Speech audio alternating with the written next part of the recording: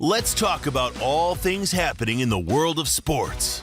From the latest Saints moves to all that happens in college football, along with in-depth interviews and much more. It's time for Sports Chat with George Faust. Welcome into Sports Chat. Hi, everybody. George Faust. Thanks for joining us for this episode of Sports Chat. And we have a treat today because we have our first time second guest. For the first time, Mr. Garland, Batiste is with us, and the former LSU Tiger, played with the Saints a little bit as well in the NFL, but we had such a great conversation the first time around, Mr. Garland, that, we have to get back on, and we got some information to impart on people that we're trying to raise some money and get kids scholarships to continue their education. Tell us, first off, thanks so much for coming back in. Well, thank you, George, for having me back again. I really, really appreciate this. What we have, myself and my friends, guys that I grew up with, played high school football with, and some collegiate football as well. We formed a cigar club. And our cigar club is, we're not just a cigar club where we sit around and smoke cigars all day. Okay, we do that. However, that's part of it. That's part of right, it. That's the fun part. Right, sure. But our the even better part is the meaning of our right. club.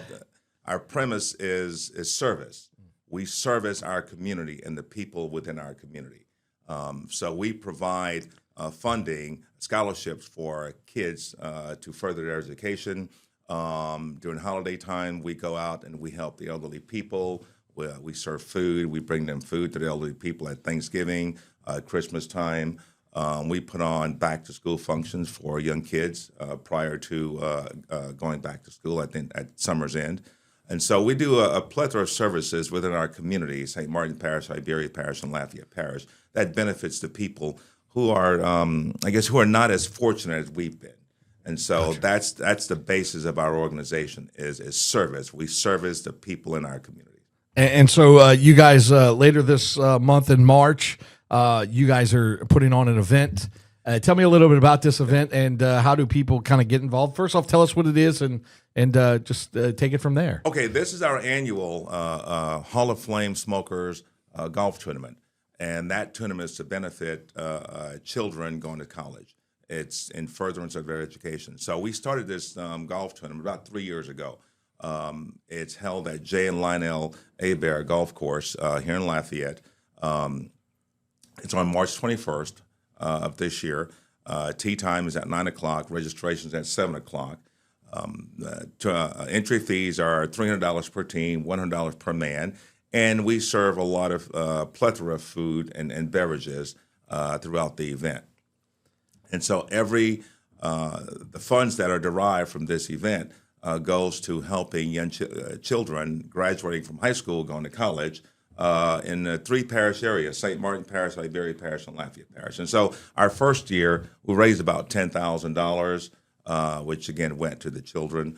Last year was our second year. We raised a little over $20,000. And so this year, our goal is about $30,000. And so every year, we try and increase our goal. And so far, we've met or exceeded our goals every year. Yeah, that's good stuff. And so anybody can enter the tournament or the event, the golf event? Absolutely. Anybody can enter our golf event. They can contact Tyrone Jones at area code 337-212-2793 or Brian Jones at 218-546-4107 for registration forms, and they'll get the forms out to you. Or they can go on Facebook and look at our Facebook page at Hall of Fame Smokers. Gotcha. And so being that this is the biggest fundraiser, I mean, I guess and the success is kind of compounded each year. This will continue. You guys, this is just the tip of the iceberg, hopefully, for you guys, well, correct? It is. And so we're very excited to put this on every year. Every year, it's a really great time. It's a great event, and it's for a great purpose. We have a lot of kids that are college worthy, but they fall by the wayside because college tuition is so expensive for parents nowadays. And so any little bit that we can provide, that we can assist parents with sending their kids to college, any little bit helps. And so that's kind of what we're trying to do, just give them. And look, so the way we go about this, the way we choose the kids that are recipients of these scholarships, we have the kids write essays. Okay. And let me tell you, these kids, it seems like most of these kids are already in college. These essays are phenomenal. I mean, they're just phenomenal, and it's real interesting to read. And they, these kids are very smart, and they're very sharp, and it gives us great joy to do what we're doing for these young men and women trying to get a start in their career. Yeah, their life and career. Yeah, absolutely. No doubt about it. And so that'll happen on March 21st. It's a Saturday. Any more? Will the golf course? Do they have some information there as well? Or yes. You can contact the golf course, and they'll have the information. Gotcha. As well. Okay. Yeah. So Chris Broussard there, he does a great job as well. So he's real into this, and he really, really helps us put this event on. It's definitely a good thing, and you see the ability to help help young people kind of advance is always something that you can't frown upon. I mean, it's why we're here, right? I mean, to help offer a lending hand here. Well, growing up, the guys in our group, we all grew up together. We've been friends for over 40 years, almost 50 years. And so, we all came from humble backgrounds, humble beginnings. And so now that we've been blessed and we've been placed in a position that we've done pretty good in our lives. And so now it's time to give back to our communities, give back to the communities that supported us when we were growing up. And so it gives us great joy and great pleasure to do that and to really help young kids. Excellent. So it's called the Hall of Flame, and it's a golf tournament at Jay and Lionel Hebert Golf Course in Lafayette, March 21st. It's a Saturday, and you guys have done some great work, raising great money. And so, how many kids do y'all help? Do you have the number of about how many that's able to help out or not? It varies. It varies. Okay. It depends upon how much revenue we're able to generate. Sure. That determines how many kids we're able to help. But typically, it's at least 3 kids per parish. Gotcha. Okay, so we that's usually cool. do 3 kids Iberia, 3 kids St. Martin, 3 kids in Lafayette Parish. Awesome. That's great. That's phenomenal. We're going to talk more about this a little later on in the show for sure. We're going to take a break. We'll come back. We'll talk about your buddy Verge. Yes. Last time you were here, you were just. He was just not the athletic director at LSU yet, but now he is, and made some big moves, and the outlook for LSU football is there. And everybody's excited about it. So we'll talk a little bit more about that. I mean, people love talking LSU football. Of course, everybody does. And the athletics department at LSU is taking off right now. I mean, the women's basketball program's 4 seed in the SEC tournament. You got the baseball team off to a hot start. We'll talk all about that. We're going to take a break, come back. We'll talk some more about that, and then we'll recap our the golf information for the fundraiser there for Hall of Flame, the Hall of Flame smokers there. Okay. All right, so don't go away. Much more on Sports Chat. We'll be back right after this.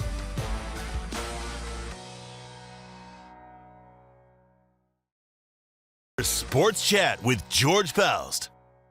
Welcome back to Sports Chat. Thanks so much for sticking with us. Our guest this week is Garland Batiste, a former LSU running back, and a guy who's just really well versed in trying to help people out and take care of the next generation and the previous generation, and with their charity. Real quick, if you would, just kind of recap us on what the event is that you guys are putting on as you try to help young people get into college. March 21st, Hall of Flame, 3rd annual charitable golf tournament at Jay and Lionel Hebert Golf Course here in Lafayette. And the proceeds of that event goes to helping children in furtherance of their education in 3 parishes: Iberia Parish, St. Martin Parish, and Lafayette Parish. All right. So those are where our recipients of this award comes from. Absolutely. And so we'll talk a little bit more about that a little bit later on, as well as we talk some football is where I want to start with regards to LSU. Obviously, you played for the Tigers, and you last time you were here, we talked about you talked about how Verge Osbury is one of your good friends, and the next, like almost like the next day, I think he got promoted to the athletic director position. Obviously, as I mean, you know him pretty well. Just what do you think of the hire? Obviously, he's a guy who's been around LSU for a long time. Well, he's certainly deserving of that position. Verge has been on campus for over 40 years, so he knows the ins and outs of LSU football, LSU athletics. He's such a well-versed guy. He's very sharp. He's very meticulous, and he knows the program. And so, when he got hired, when he got hired in that position, I was extremely proud and extremely happy that occurred, because it should have happened a long time ago. And there's no one that's more deserving of that position than Verge Osbury. Yeah, and so I mean he's done one of the biggest name in coaching in football was out there and available, and he went and got him. And yes. Look, everybody, regardless of if you like Lane Kiffin or not, the excitement levels surrounding the Lane train yes. is there, and people are talking about it, and they're excited to watch. And that generates a lot of interest, whether that be in ticket sales or merchandise or whatever it might be. It does generate a lot of interest. He hires Lane Kiffin away from my Ole Miss Rebels. That's okay. It is what it is. But Lane is a football coach. He's an excitable guy. And I think what LSU fans are getting so excited about is the fact that Lane Kiffin is a more offensive-minded guy, and it doesn't seem like LSU's had that in a long time. If they've had they've always had kind of defensive-minded coaches and it's been difficult for their offense to kind of take off. This is going to be completely opposite. This is going to be LSU's offense. We're expecting fireworks from the Tigers' offense. Well, absolutely, and Lane's a very offensive-minded guy. He's very exciting to watch. He's very exciting to watch him on the sideline. The fans in the program, they're expecting a very explosive offense. Mm-hmm. They have the talent. LSU has a plethora of offensive talent, both offensive and defensive talent. It's going to depend on how well he brings that locker room together, how the cohesiveness that he creates in that locker room. He's got to sell the players on his program, mm-hmm. and I don't think that's going to be very difficult to do. Look at what he's done at Ole Miss. Yeah. He comes with a lot of excitement with how he creates his offense, yeah. And so and I think the good thing is he brought Charlie Weiss along with him, so that's going to help create a completely different offense from what we were accustomed to seeing. Yeah, especially under the previous guy. Yeah, absolutely. And it's funny because you bring up the fact of you can look at his resume and go look at what he did at Ole Miss. He made Ole Miss. They had their most successful year in the history of the program, and we're talking about. I mean, Ole Miss, doesn't have the major national championships, but they did have a rich history of quality football with Archie Manning and going back that far, and Charlie Connolly before that. There was some talent there over the years with Coach Vaught, and then eventually, to say that last season was the most successful season in the history of Ole Miss athletics is the truth. And now LSU has that. They have a guy who can turn around a program. You can see it. I mean, if you look even at what he did at Florida Atlantic, yes. That he had to go down to get back up. Yes, and so he did a great job at Florida Atlantic. They had success. They won their conference championship. They got to Ole Miss. Didn't win the conference championship, but got to the CFP playoff. So, yes. So there is excitement surrounding that because of the resume that he's been able to put together. Well, he brought that program at Ole Miss to prominence, and they became national contenders with the resources, with the plethora of resources that he has at his disposal in Baton Rouge, there's no doubt that he should be able to bring that program to where it once was. We had a major setback, and I say major setback, but we had a setback with the previous guy. Lane's going to bring excitement there. I think his biggest challenge is going to be, the fans can't expect a whole bunch right now. We've got to give him some time to get the kids acclimated to his system. And I think he's going to do that rather quickly. And so we've got to be patient. We've got to be patient the first year or two. I think his biggest challenge is going to be developing that offensive line. When you watch a Tiger, we could not run the football effectively. And these guys were not, I'm accustomed to Bill Arnsparger type football. Hey, put your hand in the ground and go put a hat on somebody. Right. These guys would not do that. They were not taught to do this. And so they're very passive on their blocking scheme. And so, he's going to have to change the entire blocking scheme. He's going to have to get a quarterback. He's got to develop a quarterback. They went out and got the number one quarterback in the portal, though. So that he has done. He is very good at that. Yes, yes. I mean, he turned Ole Miss around in 1 year. Absolutely. So it can be done, and with the, like you said, I mean, that is the difference between Ole Miss and LSU. I will acknowledge that as an Ole Miss grad, I do understand that here at LSU, when you don't have a whole lot of you guys are going for the top tier athletes, and there's no doubt about it. 4-star, 5-star, that's what you're looking at.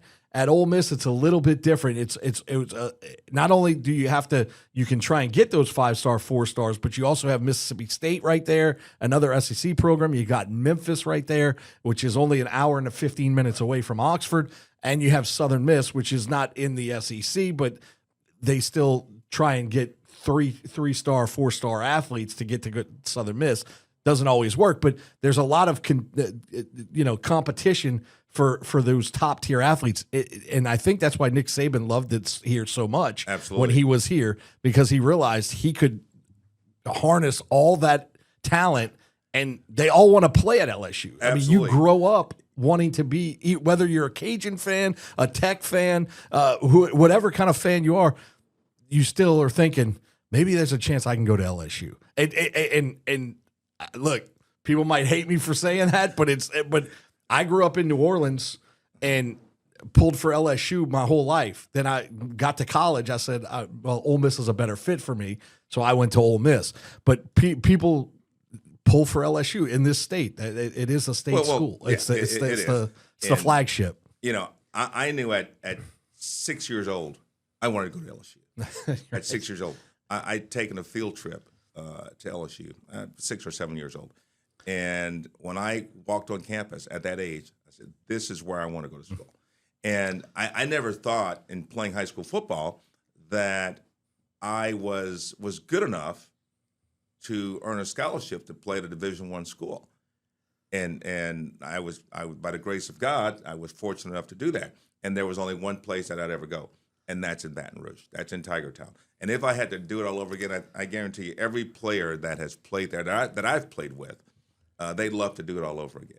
Yeah. And I still I'm in contact. I'm kind of the conduit between all of the players. I keep in touch with everybody. You're the player liaison, yes, right? Between yes. The players in the university. Absolutely. And I was with one of LSU's great on yesterday. Yeah, okay. Wendell Davis. Wendell Davis was in town.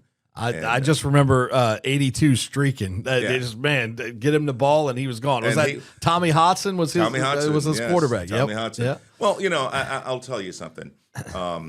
And I spoke to Wendell about this yesterday, and I tell this to everybody about Wendell Davis. When he came to LSU, Wendell had a very difficult time running pass patterns. He had a very difficult time catching the football, but I have never seen an individual who worked so hard at his craft to get to where he got to. And this kid went from could not run a route, could not catch a football, to an All-American. Yeah. And that's the extra, the work, the hard work, and the effort that he put into his craft. And of course, it didn't hurt that he had a really good wide receiver coach in Jerry Sullivan, and that really helped him. And we believed in him, and he had the confidence from the coaches, from the players. We believed in him. Tommy Hodson was another great. Those are great guys. Raji McGee, Dalton Hilliard. Those are all guys I've played with, and those are all guys that that really put a lot of work, a lot of effort, and a lot of heart and soul into Tiger football. So, with regards to the event that you guys are putting on, the Hall of Fame Smokers on March 21st, you got the golf tournament going on, so is he part of that as well, or did you just happen to run into him? Well, I happened to. He came into town for a family function. Okay, and so I met him at on campus yesterday for a little bit. But I do have former LSU greats that get involved and they participate in our golf tournament. Dalton Hilliard, Eugene Daniels, Eric Hill may come down. We've got a whole plethora of guys that are interested, and they come down and they help and support our program. Yeah, Dalton Hilliard. Speaking of Dalton Hilliard, unbelievable! Like one of my favorite all-time Saints, and it just it's funny because when we were in high school, Dalton Hilliard, he was the superstar running back for the Saints, and I had a buddy of mine. That was his. He was like, there's no other. He was just like, there's no other running back than Dalton Hilliard. He's just, that's it. He's the only one. He's the only one. No doubt. Dalton had the dream football life. He played football in Patterson, Louisiana. Patterson, yep. Played collegiate ball at LSU Baton Rouge, and played with the New Orleans Saints. So what? That's a Louisiana kid's dream. Absolutely, that's a dream career. Yes, no doubt. Yes. And he's such a great person. The only thing he was missing was a Super Bowl. Absolutely. He should have. Sean Payton should have signed him, and like he did Deuce McAllister, just signed him just for the heck of it. I ran into. I don't recall which Super Bowl it was down in New Orleans. Mm-hmm. And I ran into several former 49er players, and Ronnie Lott was one of those guys. Yeah. And he always talks about the hardest guy to tackle when he played was Dalton Hilliard. Nice. And, Dalton was just a joy to watch when he carried the football. Unbelievable. Yeah. Poetry in motion. Absolutely. Yeah. Great peripheral vision, great hip movement, great. I mean, the guy was just phenomenal, and such a humble person. I know. Such a humble guy. I think I had a chance to meet him once a long time ago, but I haven't never had a sustained conversation with him. But yes, definitely one of like growing up there, having season tickets in high school. When I was younger, and being able to watch him on a regular basis, just he elevated in all of our young minds that he was the standard, which, he was. His thighs were bigger than my waist, Another classic example of someone working hard to achieve their goals. Mm-hmm. Dalton, and not many people know this, and he'll probably, get at me for saying this, but I'm going to say it. I think it needs to be said. When Dalton was recruited out of high school, there was only one school recruiting him, and that was Southern University. Really? And that's where he was going to go.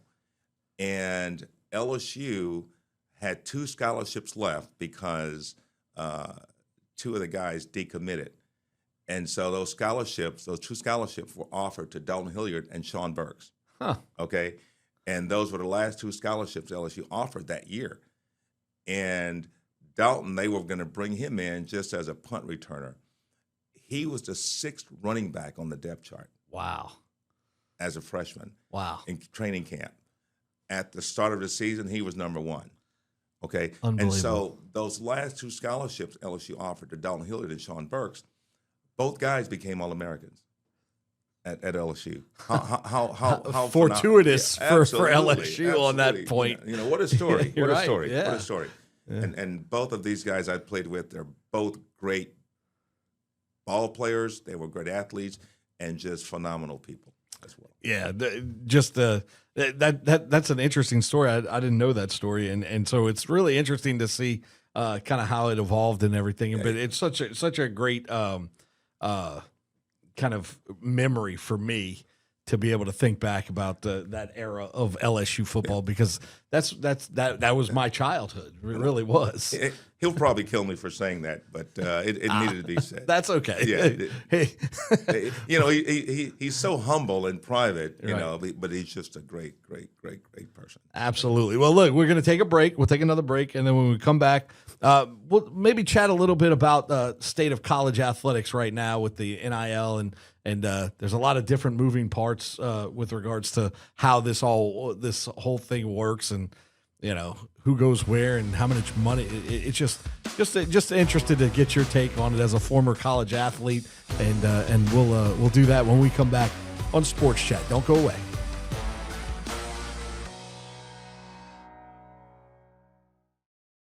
Sports Chat with George Faust. Welcome back into Sports Chat. George Faust here, and Garland Batiste is our guest. He's our two-time guest on the show. We've been doing it, 6 months now. I don't know, Ethan, 6 months, you think? About? Yeah. So we've been Ethan's our kind of director, producer, helper. I don't know the exact director. I think is the best, because you're doing the punching of the buttons and all that good stuff. But so about 6 months, maybe a little longer. But it's been a minute as we've kind of gone through and kind of found what we like about the show, and we've altered a little bit of the format somewhat. And Mr. Garland's been gracious enough to come back. He's got this golf event that they're putting on. Tell me a little bit about the golf event as we get started here in this segment. Once again, it's called the Hall of Flame Smokers third annual golf charitable tournament. It's on March 21st at J. and Lionel Hebert Golf Course here in Lafayette. It's a 3-man scramble. Registration begins at 7 o'clock. Tee time is 9 o'clock. $300 per team, $100 per man. There's going to be a plethora of food and beverages and prizes. The revenue generated from this charitable event goes directly to furthering the education of children in Iberia, St. Martin, and Lafayette Parish. Excellent. So if you want to get involved with that, you can. Is there a Facebook page, website, or anything like that? Yeah, there's a Facebook page, Hall of Flame Smokers. That's our Facebook page. And again, our revenue generated goes to scholarships for children in 3 parishes. Excellent. So if you want to be a part of that, there's that information. Speaking of revenue, that seems to be all the rage in college football with regards to NIL deals and things of that nature. And we might have talked about it the first time you were here, but it's bizarre how this NIL world works. I'm assuming, as a former running back for the Tigers, you would have been more than happy to go shoot a commercial with Gordon McKernan or something. Absolutely. For a little money. Absolutely. Little gas money. I'm okay with the NIL. Mm-hmm. However, I think there needs to be some sort of regulations that are put in place. These kids are making a plethora of money, which is fine. I often wonder with these kids, as 18, 19, 20-year-old kids making that kind of money, are they being taught financial literacy? Important. That is what bothers me about that. Are they being taught financial literacy? Are they being taught to be financially responsible? And, a lot of folks talk about that the NIL is ruining college football. I don't think the NIL is ruining college football. I think what's ruining college football is the transfer portal. When we played, when you sign a national letter of intent, you were there for 4 years, and you're dedicated to that school. You're committed to that school for 4 years. If you transferred out, then you had to sit out a year, and typically no one ever heard of you again. So you remained in that school, and you were committed to that particular program. Now, with the transfer portal, there's no commitment, there's no loyalty to that particular school, and so these kids transfer every season. They're up and gone, and it's like free agency in the NFL. and so they go to the highest bidder. And now I think there were maybe somewhere around 10,000 kids in the transfer portal throughout the country, and out of those 10,000, I think there's probably a little over 5,000 kids who still have not signed with the school. Right. So why would you leave a school where you have a spot, where you have a spot, right, to go somewhere for more money and you get nothing? Right. You know. Yeah, I think it comes down to people getting bad advice from their inner circle. Absolutely. Who and maybe that person that's saying, "Oh, you're better than that. You're better than that. You need to go here so you can get your money." That's correct. But you have to. I mean, and that's how does a 19-year-old kid go? You know, yeah, he's right. I should be the starter, and I should be over there making money, and then you have to be quite mature. So there is some concern there. I not only with the financial literacy, but with the mental stress that comes with, hey, I might be the guy, but if I go over there, I'm taking a risk. I'm a bird in the hand's worth two in the bush, Absolutely. right? Absolutely. I mean, that's the old saying. So. You know, and you've got to wonder where these kids are getting advice from. Is it their parents? Is it outside their home? You know, is it someone that's just patting them on the back? You know, you're better than this. You should be playing. You should be playing. Go here. Do this. Do this. And they leave, and then you don't hear from them again. Right. You know, we had the kid from Lafayette that went to Lafayette Christian. What's the little kid? Braylon. Played at LSU. Played at LSU. Yeah, he just went he to went to transferred. Syracuse. Yeah. And you know, I was highly disappointed with that, and because you know, and I know these kids want to play, but he played a lot. Yeah. And I often said after Lane Kiffin got hired, said this kid is going to be a feature guy in Lane Kiffin's. That's offense. what I was thinking too. Yes. That's funny. I really thought that as well. Oh yeah, I mean, I thought he was going to. He could really excel in Lane Kiffin's offense. And then he upset Juwan Johnson. Juwan Johnson. Yeah. Braylon's the quarterback last year. He's going to UL. But yes, okay. Juwan Johnson. Yeah. I was disappointed with this guy leaving. Yeah. And, you know, he's got to do what he's got to do for himself. Yeah. That's fine. But I just thought that he would really excel in Lane Kiffin's. And like, Syracuse, Syracuse, like of all the places, you're a South Louisiana boy. Do you know what weather is like up in Syracuse, New York? It's cold.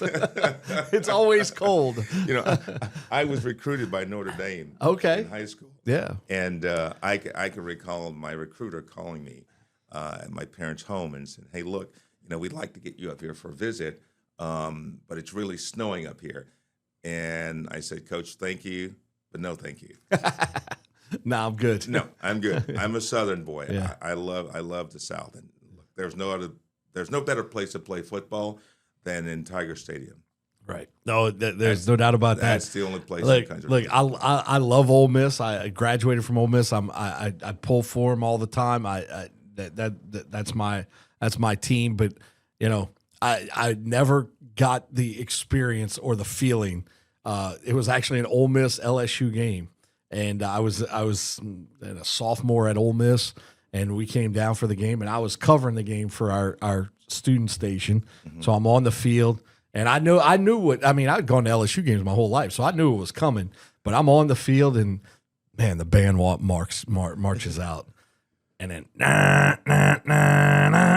and dude, the hair on my arm stood up, and that feeling is so amazing and I wasn't pulling for anybody. Right. At that point, I'm trying to be as neutral as possible. But man, just the effect that has on people, and that's why they say Death Valley, hardest place to play. Well, just think about as an 18-year-old kid walking out of Tiger Den, walking out the chute there onto the field, and the band is playing that song, and you're running out onto the field at 18 years old.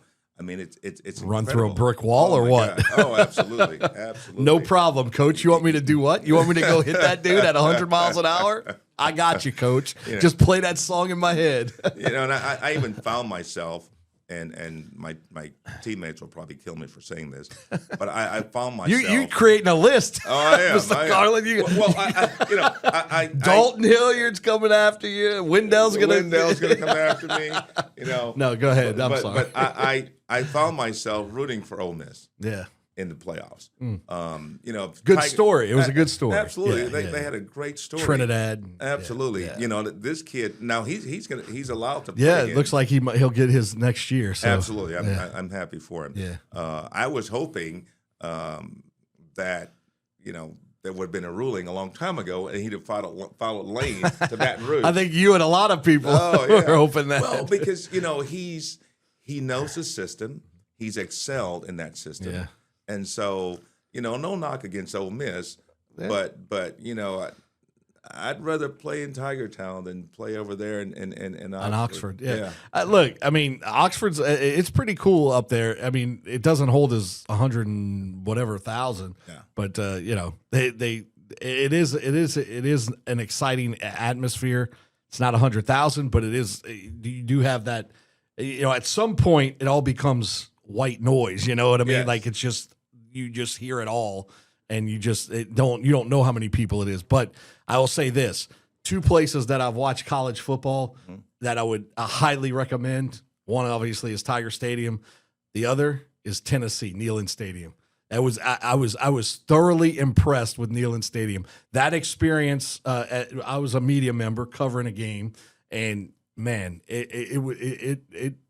It rivaled LSU. It does. I still think LSU is a little bit better, but the press box food at the Vols was top notch. A little better. No, not better, not better, but it was top notch. It was LSU's press food and press box food and the Vols press box food, both up there. I should write a book on that because I rate press box food in my mind, so that would be a good little book. Well, I played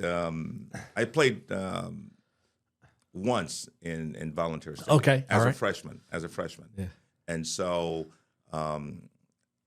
that was probably in that game. That was probably the hardest I've ever been hit on a football field. Wow. Okay. In volunteer stadium, and I was hit by this guy. You probably never heard of him.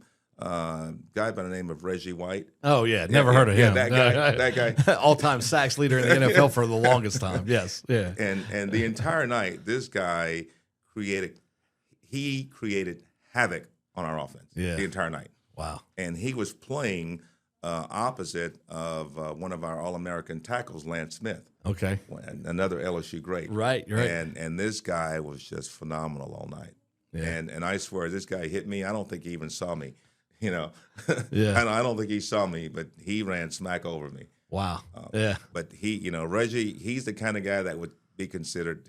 He's a man. Yeah. Oh yeah, he was a man. Right. I guarantee you. Yeah. There was no question about that. Right. There was no questioning his abilities. He was tough. He was unbelievable. Yeah, I never. I actually did run across Reggie White once. It was in Memphis. They used to play with the Showboats. I think he was a Memphis Showboat in the USFL in the early '80s. Okay. And anyway, fast forward, I'm working with a buddy of mine, and we're in Oxford. Memphis is right there, and we come across, they had some kind of card show or whatever it was. And ran across him, but it definitely great player, one of the best to ever play. Absolutely, yeah, for sure. And it's funny how you're like, oh, Reggie White, he knocked me on my backside. Yeah, he did. Well, he was a talent, so that's nothing to be ashamed of. That's like so Justin Vincent. I covered Justin Vincent when he was at Barb High School. Okay, in over there in Lake Charles, and one of the most iconic hits that Ole Miss always shows is Patrick Willis upending JV. And it's not. It's nothing he did. He's just running the play, right? Right. And Patrick Willis just happened to have the leverage and made him flip, and so it's a great looking shot for football purposes. Kind of like when Leonard Fournette just pushes off the Auburn guy. That's iconic, right? Yes. Things like that are iconic, and they just stand out. So I always feel bad for Justin because I know him like pretty well since I covered him since he was a junior in high school at Barb. And so, look, if you play this game long enough, somebody's going to hit you. It's going to happen. You're going to get posterized, Absolutely. so to speak, right? Yeah. Absolutely. Dikembe Mutombo is going to wipe, swing his finger. He did that for a long time until he played against Shaquille O'Neal. Right, exactly. So you're right. It's if you play long enough, it's bound to happen. Yeah, sure enough. Well, look, we'll take a break and then we'll wrap up. When we come back, we'll give some more information about the golf tournament. Let everybody know what's happening, and hopefully we can make it a huge success, and y'all can hit your goal and go over your goal. We always like to overachieve. We like to exceed. Yeah, absolutely. So we'll talk about the golf tournament coming up in just a bit. Don't go away. More here on Sports Chat.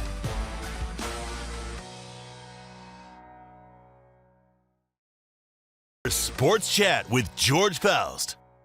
All right, welcome back into Sports Chat. George Faust, Garland Batiste is our guest, and Mr. Garland, again, thanks so much for taking some time with us to kind of get everybody up to speed on what's coming up. We've got this golf tournament that's coming up, and you guys are trying to raise some money to help out kids to get into college, and basically a scholarship to help them out. And tell us all about the particulars. What is it? What are we doing here? Again, it's the Hall of Flame Smokers annual charitable golf tournament on March 21st at Jay and Lionel Hebert golf course here in Lafayette. Proceeds derived from this charitable event goes out to children in 3 parishes in furtherance of their education. So we provide scholarships for young high school graduates. It's a golf course on Saturday, golf tournament on March 21st. 3-man scramble, $300 per man per team, $100 per man. Come out. There's going to be a lot of food and beverages. Come out. There's going to be a lot of former athletes there from LSU, from UL, various colleges. There's going to be some former NFL players there as well. Great. It should be a beautiful day, a great event, great people, great food, beverages. Come out and enjoy. We'd love to see you there. So, do you know who all is going to be there yet? Has anybody committed like athletic wise, former athlete wise? Well, we don't know yet. Well, we don't know yet. Okay, but I've got some guys that have agreed. But gotcha. I've got you got to just work out the logistics and all confirm. that stuff. Yeah, I get it. Got to confirm. We used to put on a bowling event. My old partner in crime with regards to sports here at Channel 10, and we used to put on a bowling event. And I get it. You're trying to secure the guests. Hey, you available? Is it coming? You're going to be able to get in that weekend? Yeah, it was. Well, it's going to be a great event. It's going to be a lot of former athletes there. Yeah, lots of great people. Lots of business people as well, and so we'll also have some local political celebrities as well. Okay, all right. So come out and enjoy. It's going to be a great time, great event, great guys, great food, great golfing, and it's for a worthy cause. You guys raised over $20,000 last year. You're trying to do it. This is a third year, and you're trying to get it $30,000. Absolutely. And heck, if you get more, that's even better because that's more kids you can help. And it's not only kids. You say you guys got together and y'all do some other stuff as well. Yes, we do other stuff in the community as well. We put on preschool events prior to at summer in events. Mm-hmm. At the end of the summer, we rent the pool in St. Martinville, nice. And we have a pool party for the kids. We give prizes and food to grade school kids. Sure. During the holidays, we provide food. We, in conjunction with the Council on Aging in St. Martin Parish, we provide food to elderly people. And so we do other events. We support other charitable events in and out St. Martin Parish. Nice. Yeah, absolutely. That sounds like great stuff. So if you like to play golf, I mean, who doesn't? Even if you like to just go chase a ball around the green grass. That's usually what happens when I play golf. It's just all over here, over there. We'll figure it out. But it's always a good time, and you can obviously help some people out here and take care of it's a some great scholarships. Great time, great golf, great food. lots of cigars. So come on out and enjoy.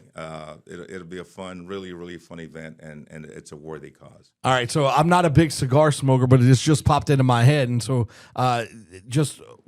is there a craft or a key to smoking a cigar? What makes a great cigar? So I don't claim to be or pretend to be a cigar connoisseur. I'm just asking because you brought it up, and you guys that's part of it. So I just didn't want to be ignorant to the fact that hey, Sure. this is a cigar thing too. You guys have that aspect of it as well. So Yes. what goes into smoking a great cigar? Well, there are so many great cigars out there. If you go back to the '60s and the '70s, the number one cigar that was produced was the Cuban cigar, which was the Cohiban cigar from Cuba. And so when someone sees a cigar, everybody refers to it as a Cuban. No, the rest of the world has caught up to Cuba on their cigar manufacturing. Gotcha. And Okay. so you've got Honduran cigars, you've got Nicaraguan, you've got Dominican Republic cigars, and so it's various blends by the manufacturer, by the grower, that makes a good cigar. Okay. It's very different leaves in that cigar makes a good cigar. All right. So you may have a Maduro leaf, which is a darker leaf, or you may have a Connecticut broadleaf, which is a lighter leaf. Okay. And so the darker the cigar, the stronger the cigar. Okay. All right. So I guess I've been smoking cigars. Oh gosh, over 20 years now. All right. And, Okay. Does that go? I mean, a little brandy every once in a while with it. I don't know how that works. Usually that's a thing, right? I mean, every now and then a little scotch. But Okay. But Joe, I'm a beer guy. Okay. I'm All just right. an old beer guy. Yeah, nothing wrong with that. But every now and then a nice scotch with a cigar. Most guys have a nice bourbon, or a good whiskey. I'm more of a Scott guy. Okay. I'll drink scotch. Okay. But basically, I'm just a beer guy. Okay. Well, look, again, I don't claim to be a connoisseur of any sort with regards to that. I just, I'm sitting here thinking about it. I was like, I didn't even ask him about the cigars. Like that's actually, I mean, that's a big. People love their cigars. Yeah, and we have several cigar shops here in Lafayette that support our event. One of which is Cigar Cove in Broussard. Chris Duplichan, the owner, he's from St. Martinville. Okay. And so he's kind of our go-to place. Gotcha. Okay. We also have Paul over at Murphy's Law. He supported us in the past in our endeavors. And we have Chiefs over in New Iberia, which is a fairly new cigar place that opened up, and they support us as well. Gotcha. All right. Well, man, it sounds like it's going to be a lot of fun. March 21st, Jay and Lionel Hebert Golf Course here in Lafayette, and it's the Hall of Fame Smokers Golf event. And it's going to benefit students to trying to get some scholarships for young people. Kids trying to go to college, and Nothing wrong with that. absolutely. All right. Well, Mr. Garland, thanks so much for your time George, again. thank you for having me. Always a pleasure to talk to you. Yes, You're likewise. quite insightful, and I enjoy our conversations immensely. We'll probably do this again before this thing makes its complete run. So I appreciate your time as always. And that's going to do it for this edition of Sports Chat. Thanks so much for joining us. We'll see you next time right here on Sports Chat.